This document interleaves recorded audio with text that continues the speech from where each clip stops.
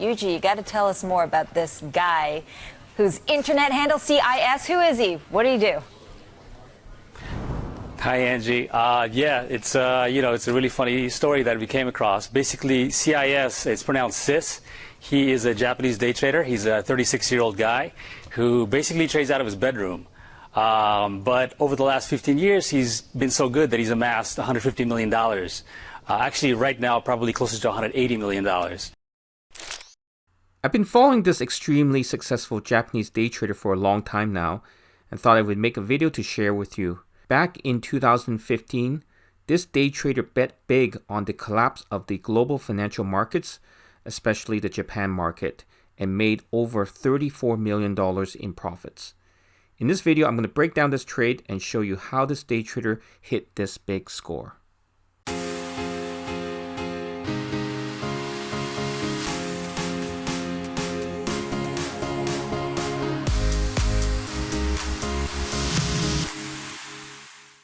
Hey traders, this is Mike Sir here. I've been an active trader for over 21 years and a trader coach for the past 15 years. In my videos, I profile all the top traders in the world and teach you how to replicate their incredible success.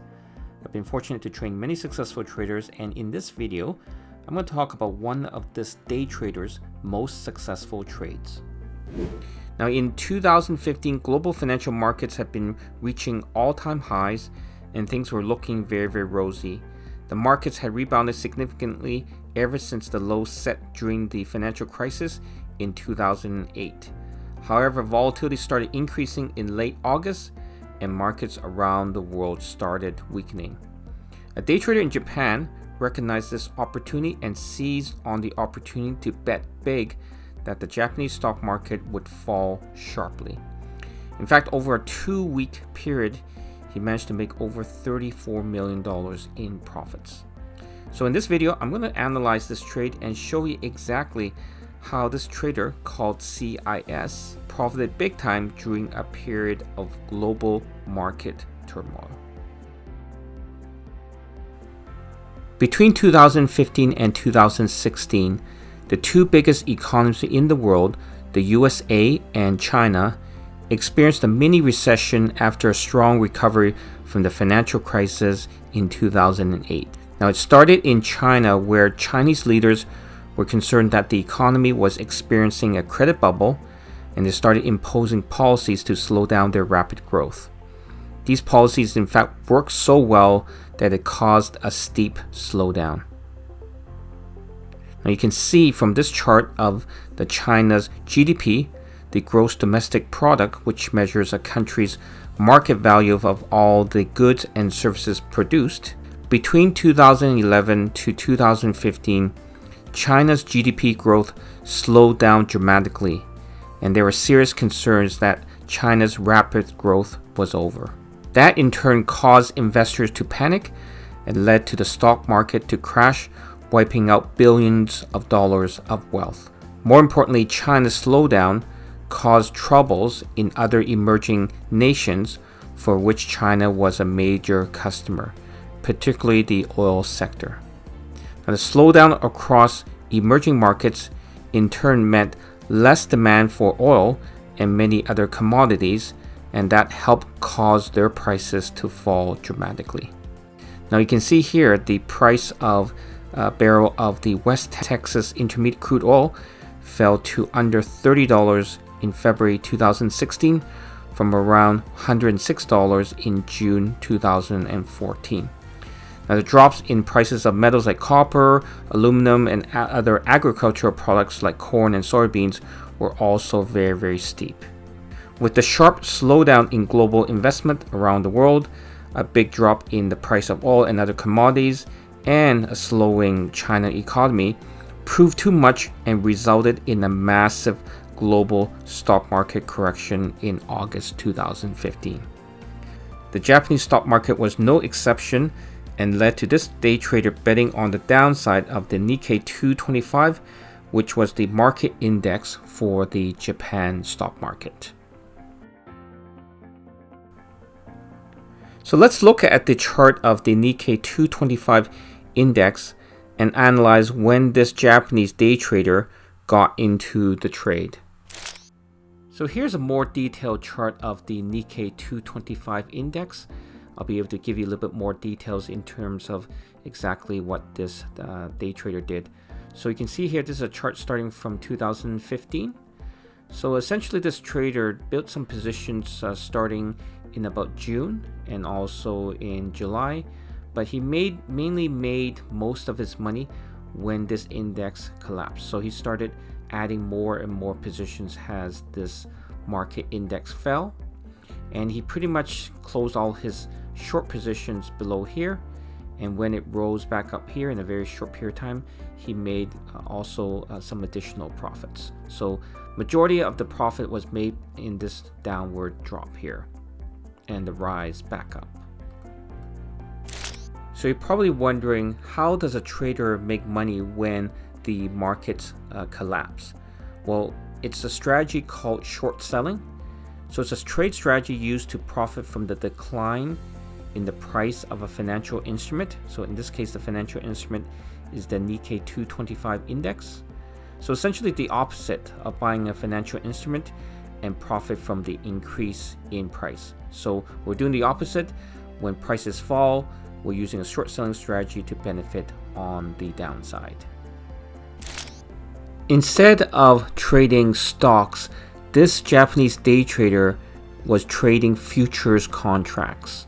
So futures contracts are derivative contracts that require the buyer and seller to transact at a predetermined date and price. And really the benefit of trading futures contracts is it allows a trader to speculate on the price direction of a financial instrument, in this case the Nikkei 225 index, with leverage. So instead of buying or trading the Nikkei index or the ETF, the trader utilizes futures contracts. It gives the trader much greater buying power, and hence the potential profit could be much higher. Now I'm not going to go into detail in regards to how futures tradings work, but I'll talk about that in a future video. So here's a chart of the Nikkei 225 index again. So the trader started shorting the index around, let's just say 21,000, and he exited his position around, let's just say 18,000. So it's a drop of 3,000 points. It's about 15% drop. So the trader utilized futures contracts to really leverage the amount of the trade and be able to profit massively. So in the next section, I'm going to talk a little bit about exactly how his trades became a multi-million-dollar trade.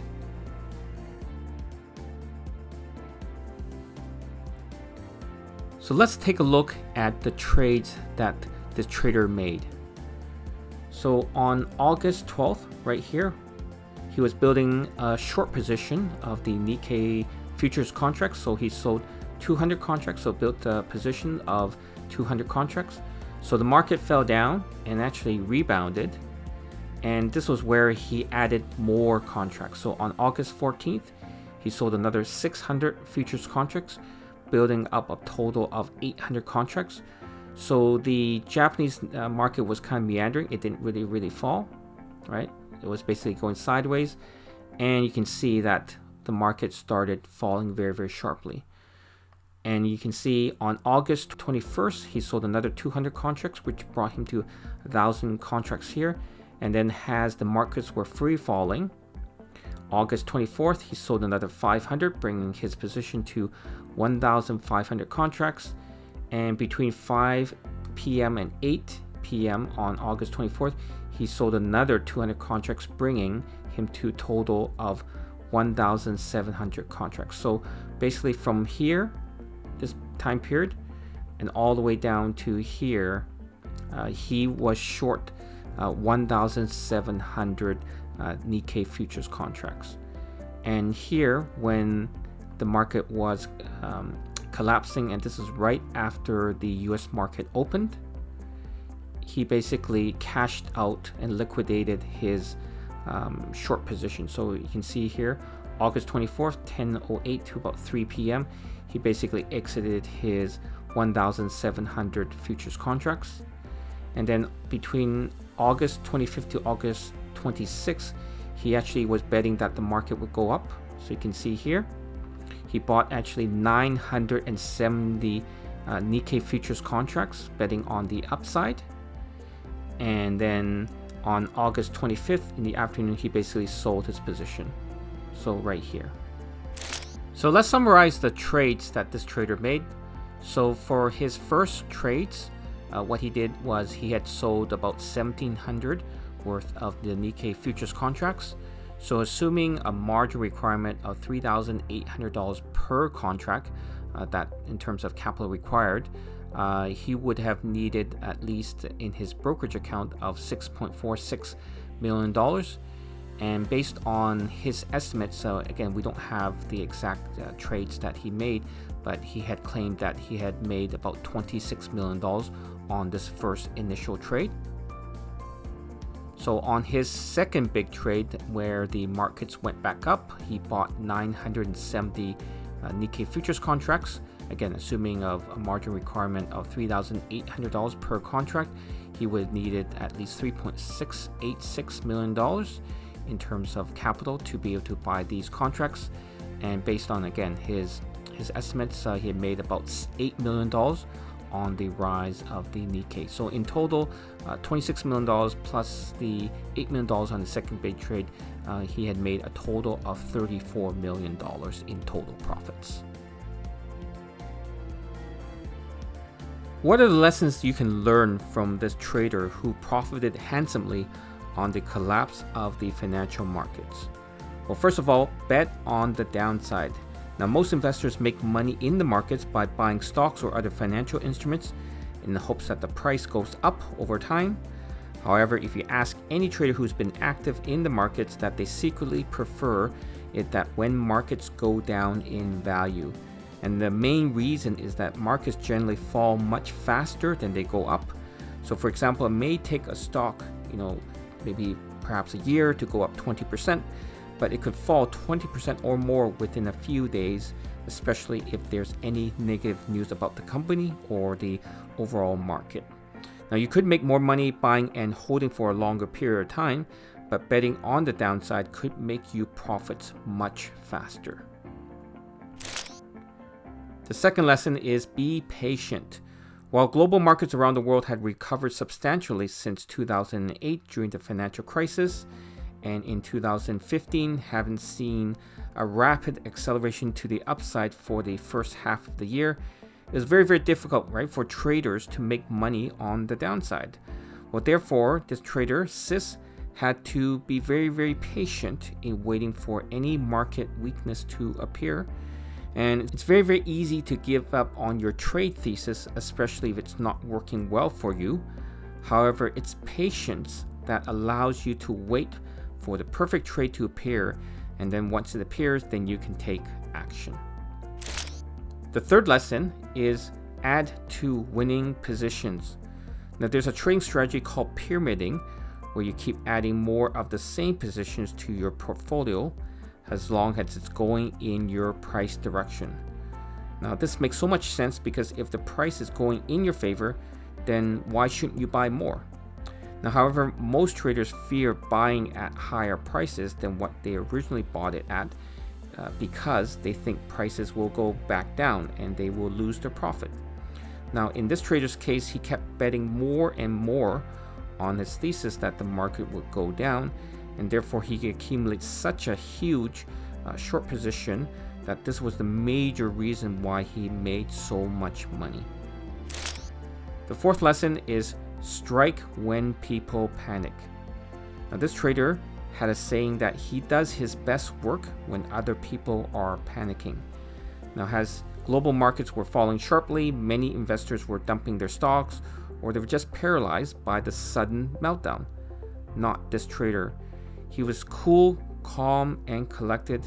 And in fact, in one instance during his massive trade, he didn't exit out of his short position during the Japan stock market session, but waited for the US markets to open, knowing that more people would panic and reach a capitulation point where this was the time that he exited his short position and actually started buying. Now, there's a saying where there's fear in the markets, that's when you buy. Now the last lesson is it's not about the money. Sis is worth more than $100 million in net worth, but to him, amassing a fortune was never a goal for him. His motivation to trade was all about winning.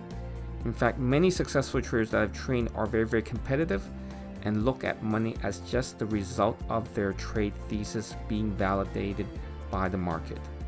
They're not motivated by the amount of money that they can make, but rather they treat the stock market like a game. Now, Sis doesn't like to look at the amount of money he made because he believes it distracts him from his trading. And you can say money clouds judgment either on the greed side or on the fear side. And traders who can separate that from their emotions will do extremely well. Thanks for watching. If you like this video, there are 3 things you can do. First is smash the like button for the YouTube algorithm, hit the subscribe button to watch more videos like this, and hit the notification button so you'll be notified of future videos where I profile the best traders. Second, if you're looking to learn how you can be the next top trader, please go to my website, mikesir.com, to download my free ebook, Become the Next Millionaire, where I profile a few of my millionaire students. Lastly, if you're looking for a mentor and want to learn directly from me, please go to mikesir.com to apply to work with me.